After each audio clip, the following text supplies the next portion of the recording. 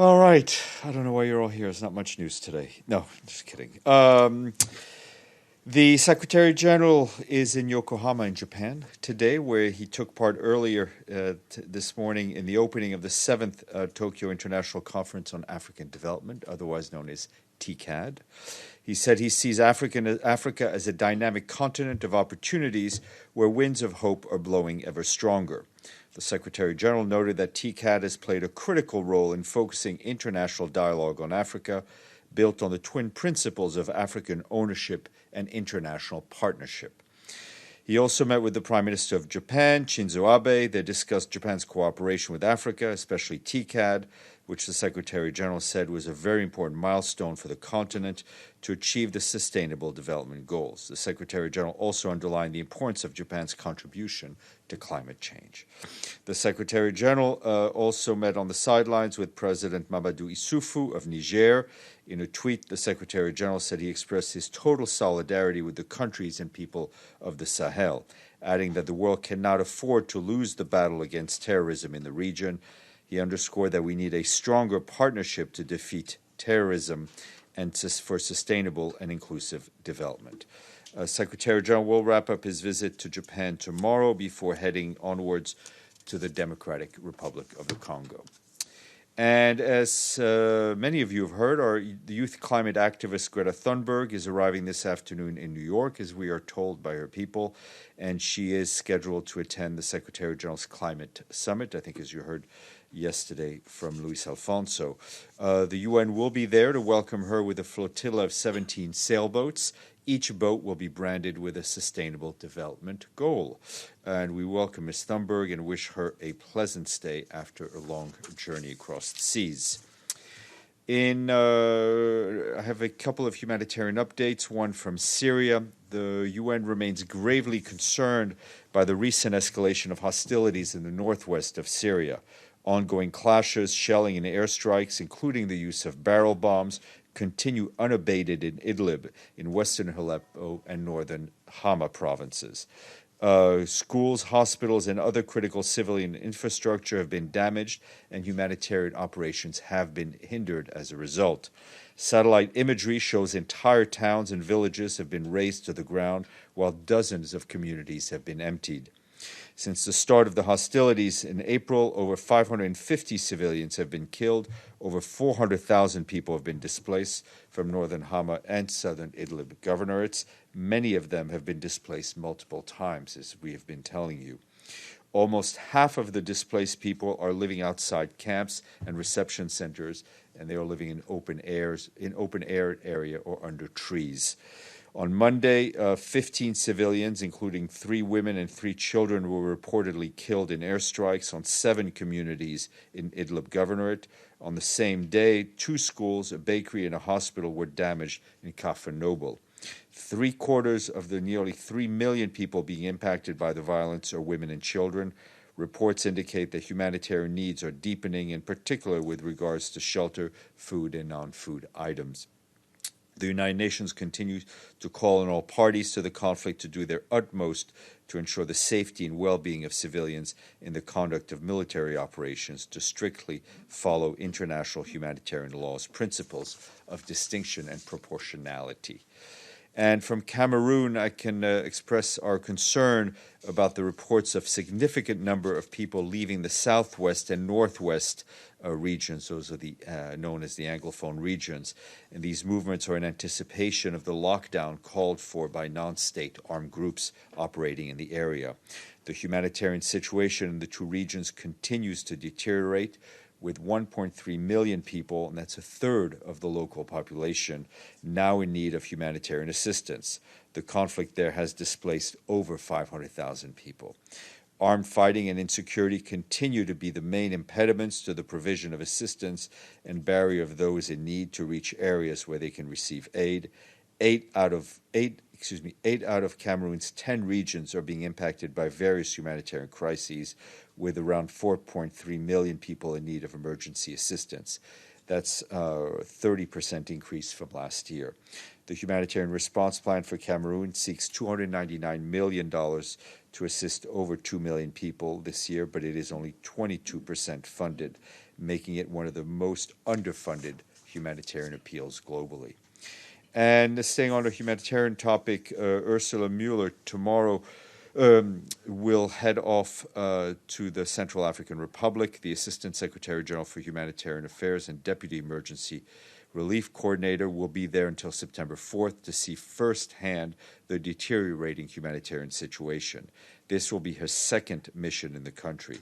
During her visit, Ms. Mueller is scheduled to meet with the people in need of assistance, senior government officials, and humanitarian partners and donors. She will discuss ways to increase support and access for the ongoing humanitarian response. She will also advocate for the protection of civilians and civilian infrastructure. In addition to Bangui, she is planning to see the towns of Bria, Alindao, and Bangassou. In the Central African Republic, nearly two-thirds of the population, or over almost 3 million people, need humanitarian assistance or protection. More than half of those in need are children. This year's the humanitarian appeal called for $431 million to meet the needs of the most impacted, and that appeal is 46% funded. The Undersecretary General for Peace Operations, Jean-Pierre Lacroix, arrived in Helsinki in Finland today to attend an informal EU defense ministers meeting.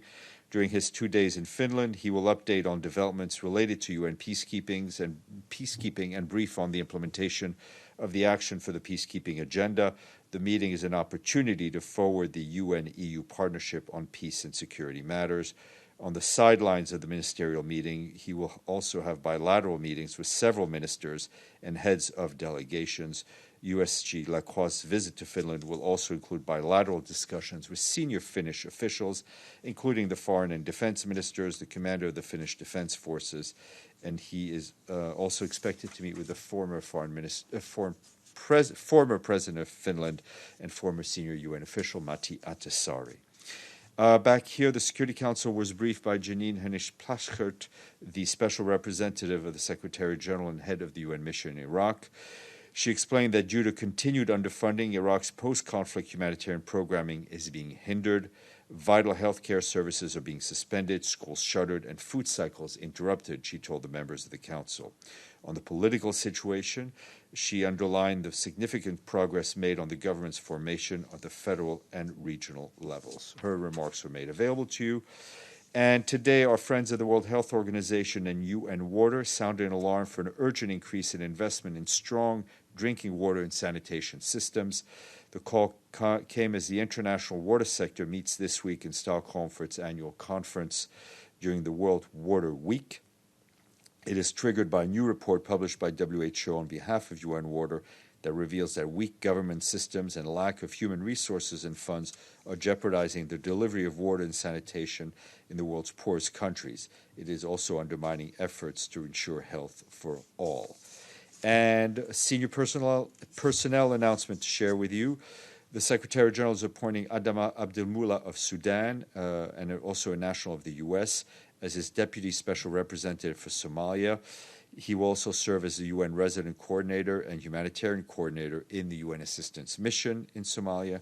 He succeeds George Conway of Canada, who is the acting Deputy Special Representative since last April, to whom the Secretary General is grateful for his dedication and service in Somalia and to the Somali people.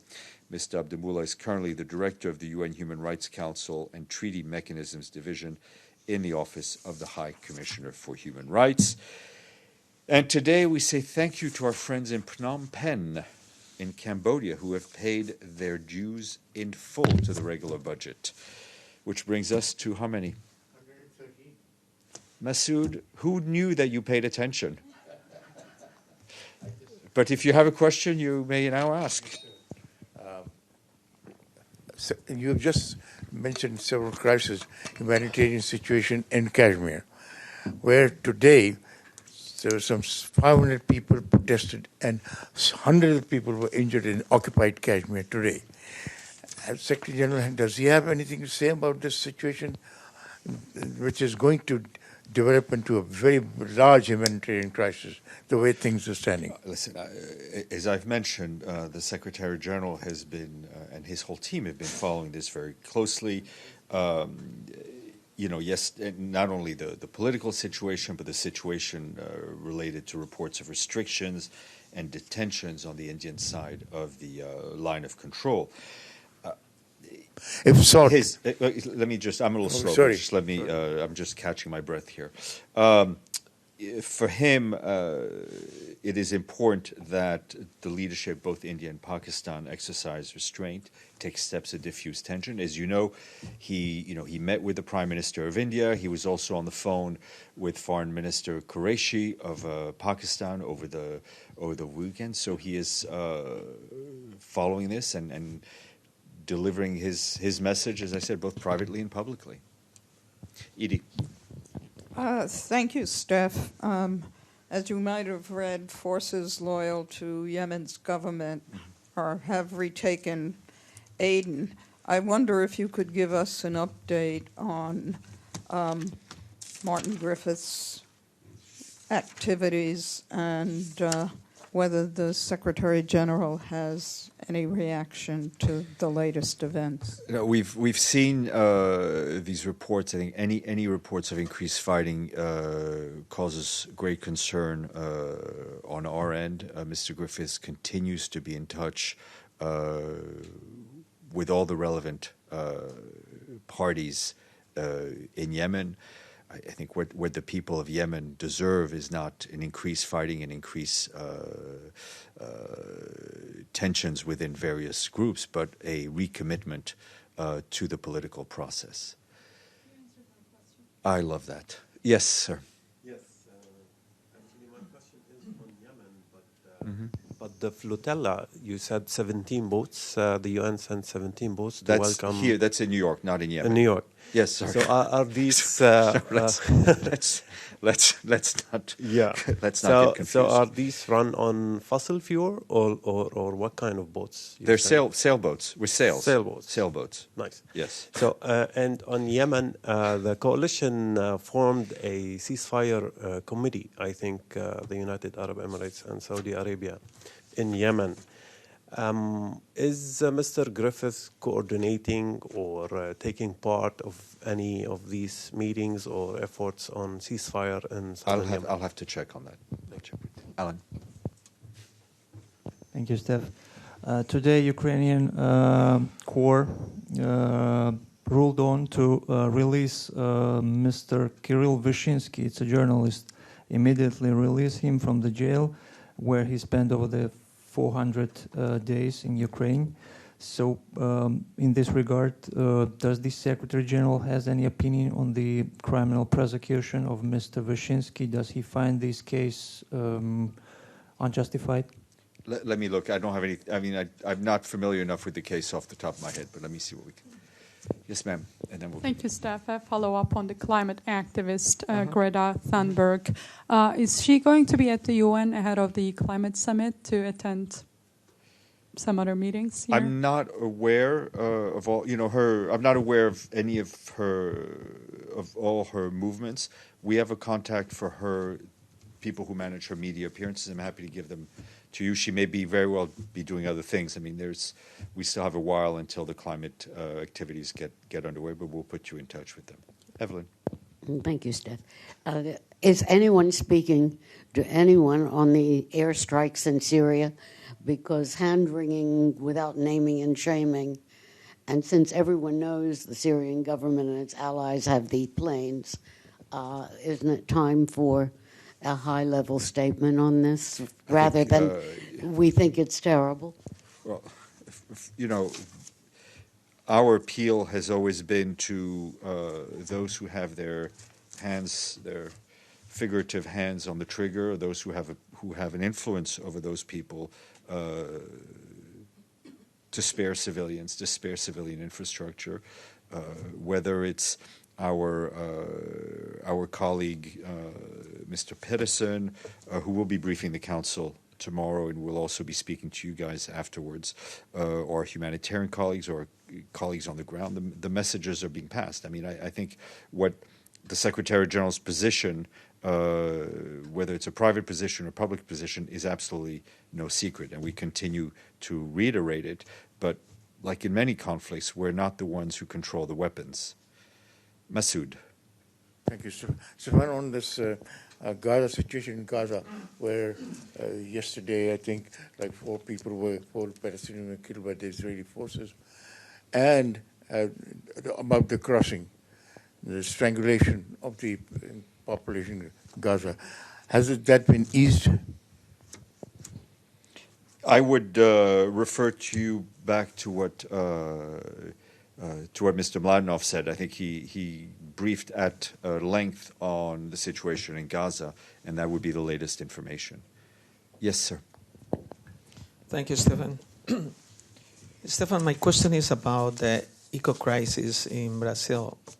2 months ago, the UN report says that more than 1 million wildlife and plants will disappear because of the human activity.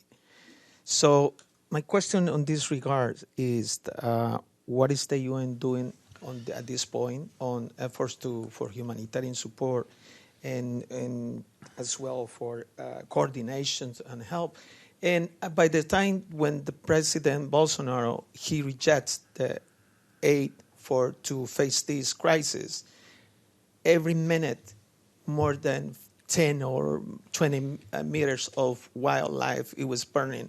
So will be any sanctions, or what is the point? I don't disagree with you on the critical issues that we're dealing with in the Amazon fires, which touch not only Brazil, but as you know, the Amazon goes beyond the borders of Brazil. I think the Secretary General was very clear in the statements that he made when he referred to the Amazon forest as a whole as a global public good, so to speak, in different terms, but that was his, and the global responsibility that we all have to try to save this forest.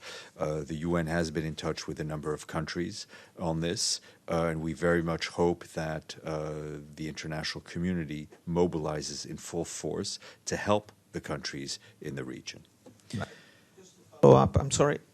But what's the UN? Is the UN directly involved on the efforts to help with this crisis, and how it's helping? Look, the UN in itself does not have firefighting equipment. We are there to support the countries impacted, to mobilize international resources, so they can face the fighting of the fire. Ali.